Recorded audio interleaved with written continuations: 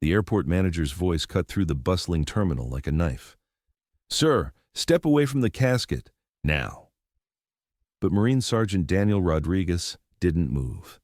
His white-gloved hand remained firmly planted on the American flag draped over the mahogany box. What happened in the next 60 seconds would change everything. If stories like this move you, subscribe now. We share the untold stories of honor that deserve to be remembered. Security guards were approaching fast. TSA agents surrounded the scene. Passengers stopped mid-stride, sensing something explosive about to unfold.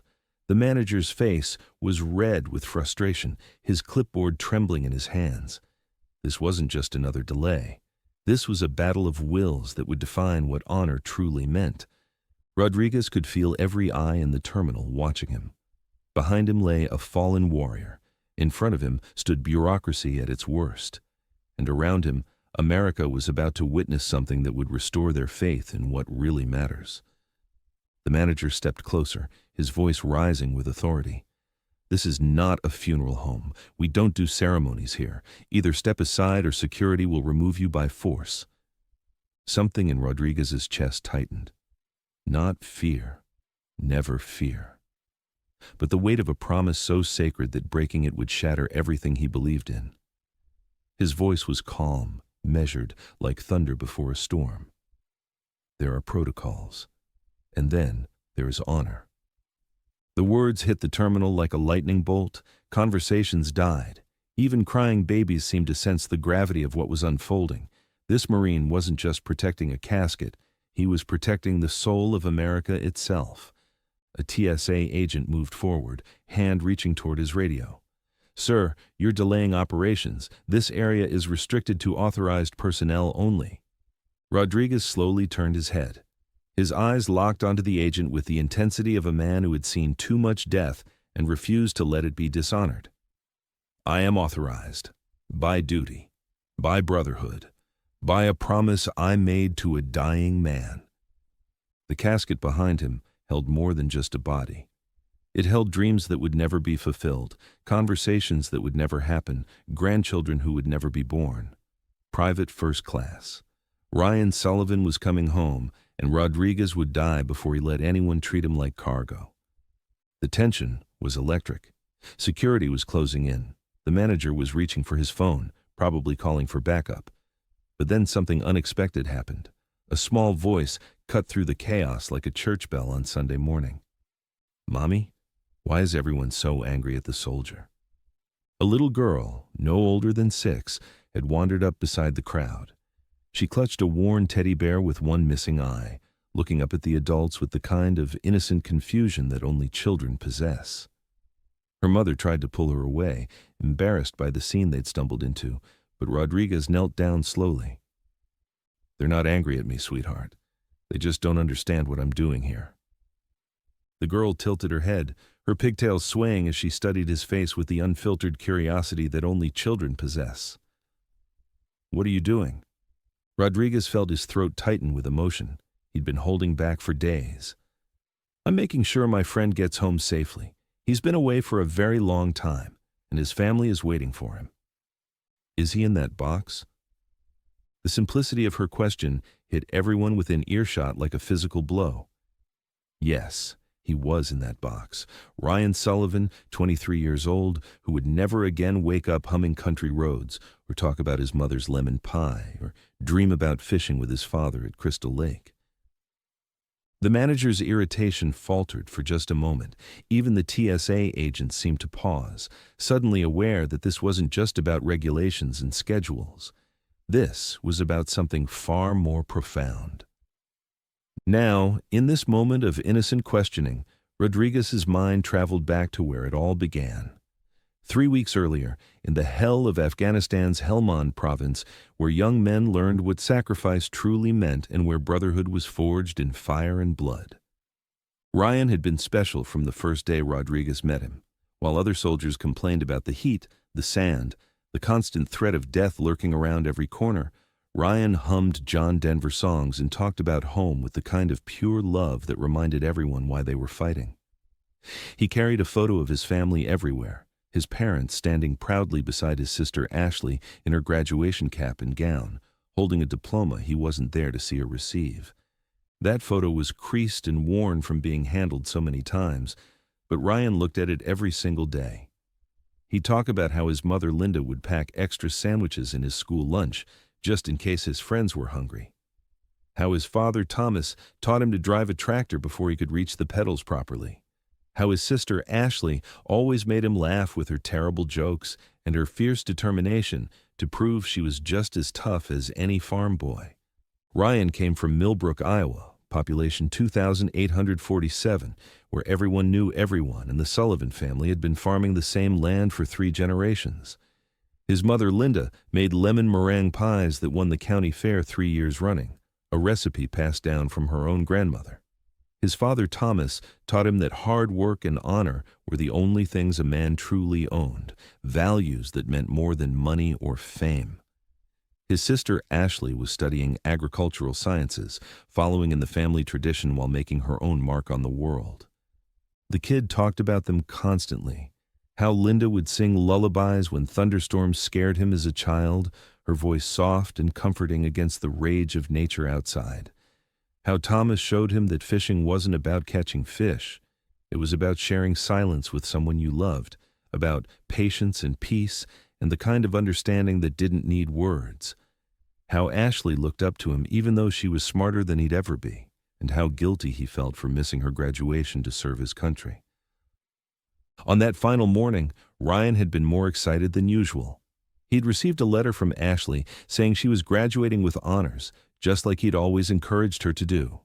She'd written about how proud she was to be his sister, how she was going to make their family name mean something in the agricultural world. He kept talking about getting home, about apologizing for missing her big day, about eating so much of his mother's pie he'd be sick for a week. 2 hours later, Highway 1 outside Helmand became a nightmare that would haunt Rodriguez for the rest of his life. The IED was massive, planted deep beneath the asphalt by an enemy that fought from shadows. The explosion flipped their 20-ton armored vehicle like a child's toy, sending debris flying in every direction while the sound echoed across the desert like the wrath of God himself. Rodriguez, riding in the convoy vehicle directly behind, was first on scene. The acrid smell of burning metal and diesel fuel filled the air as he worked frantically to reach his fallen comrade. He found Ryan pinned beneath twisted metal, unconscious, face covered in blood and desert dust. His body armor had saved his life, but barely. The injuries were severe, life-threatening, and Rodriguez knew they were racing against time. The medevac flight felt like eternity. Rodriguez held Ryan's hand the entire time, whispering promises he hoped he could keep.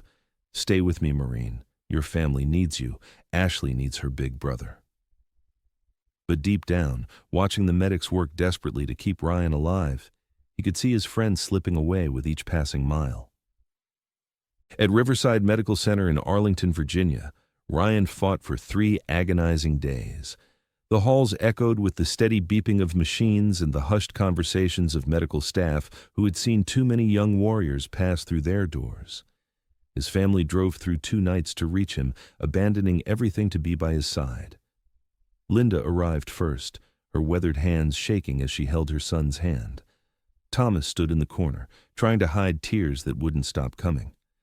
Ashley read him letters from home, talking about her classes, her scholarship, how proud she was to be Ryan Sullivan's little sister. The doctors did everything possible, but Ryan's injuries were too severe. The blast had caused traumatic brain injury, internal bleeding, and complications that even their best efforts couldn't overcome. On the 3rd evening, as the sun set over the Potomac River, Ryan whispered his final words through labored breathing. "Country roads, take me home, to the place I belong." His voice was barely audible, but every person in that room heard every word with crystal clarity. When the machines flatlined at 8:47 p.m. on a Tuesday in October, Linda collapsed into Thomas's arms, her body shaking with sobs that seemed to come from the depths of her soul. Ashley gripped her brother's hand so tightly her knuckles went white, whispering words of love and farewell. And Rodriguez, This battle-hardened Marine who had seen too much death in too many places wept openly for the young man who would never taste his mother's pie again. Linda's desperate whisper haunted him. "Please bring him home. Don't let him be alone. He was always afraid of being alone." Rodriguez made a promise in that sterile hospital room, a sacred oath that death itself could not break. He would escort Ryan home. He would never leave his side. And he would make sure the young man's sacrifice was honored every step of the way. Now, back in Chicago O'Hare Airport, that promise was being tested. The little girl was still looking up at him with those innocent brown eyes, waiting for an answer to her simple question. Around them, the crowd was growing larger, but the tension was shifting into something else entirely. "Yes, sweetheart. My friend is in that box. His name was Ryan, and he was very brave." "Why won't they let you stay with him?" The question hit the manager like a slap across the face. Why indeed? Rodriguez stood slowly, never taking his hand off the flag. "That's a very good question." The girl nodded solemnly, then did something that would change everything. She extended her teddy bear toward Rodriguez with both hands. "Give this to Ryan so he won't be scared." The gesture shattered something in the terminal's atmosphere. The manager's expression began to soften as he watched this act of pure compassion. Security guards hesitated, their hands moving away from their radios. It was as if the innocence of a child had opened everyone's eyes to what was really happening here. Rodriguez carefully placed the small teddy bear beside the flag, his hands trembling slightly with the weight of the moment. "This man gave everything for his country," he said, his voice carrying clearly through the now silent terminal. "This flag isn't decoration. It's a promise, and I'm going to keep that promise." The manager stepped back, confusion replacing anger as the reality of the situation finally hit him. I didn't realize." Most people don't, but that doesn't make it less important. Around them, something extraordinary was happening. Passengers had stopped their urgent journeys to watch. Airport workers paused their tasks. The constant noise of the terminal faded to a respectful murmur as people finally understood what they were witnessing. Rodriguez began to move the casket slowly, steadily. He wasn't asking permission because duty doesn't require it. Honor doesn't need approval from bureaucracy. With each measured step, the transformation spread through the terminal like wildfire. Hats came off. Hands went over hearts. An elderly veteran in a wheelchair raised a trembling salute, tears streaming down his cheeks as memories of his own fallen comrades flooded back. A businessman ended his important call and stood silently, his pressing deals suddenly seeming trivial. College students put away their phones and watched with newfound respect and understanding. Someone began singing the national anthem softly.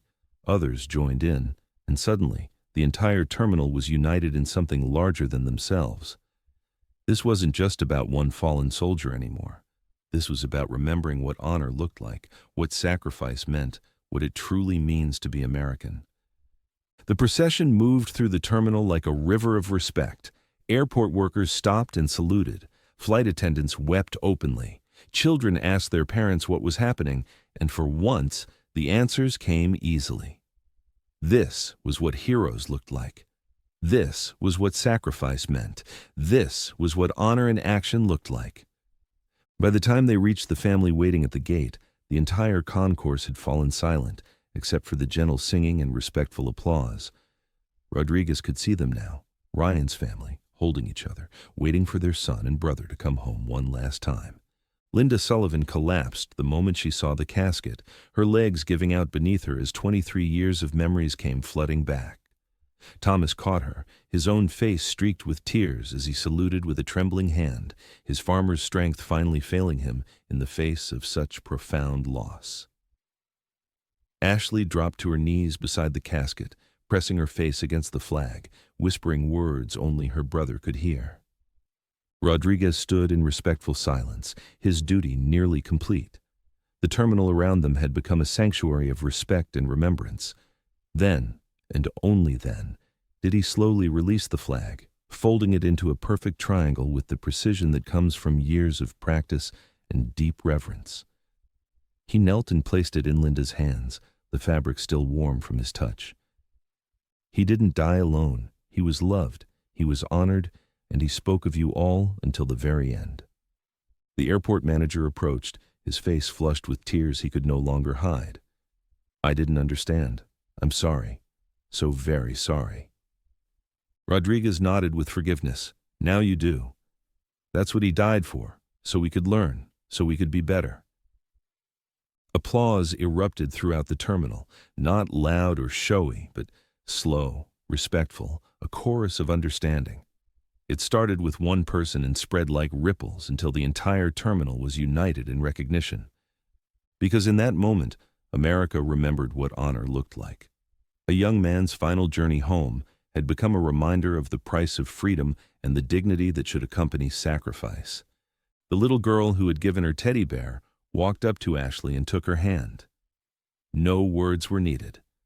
Sometimes the most profound gestures come from the purest hearts. If this story touched your heart, remember to honor those who serve. Remember Ryan Sullivan. Remember the promise kept. Remember that freedom isn't free.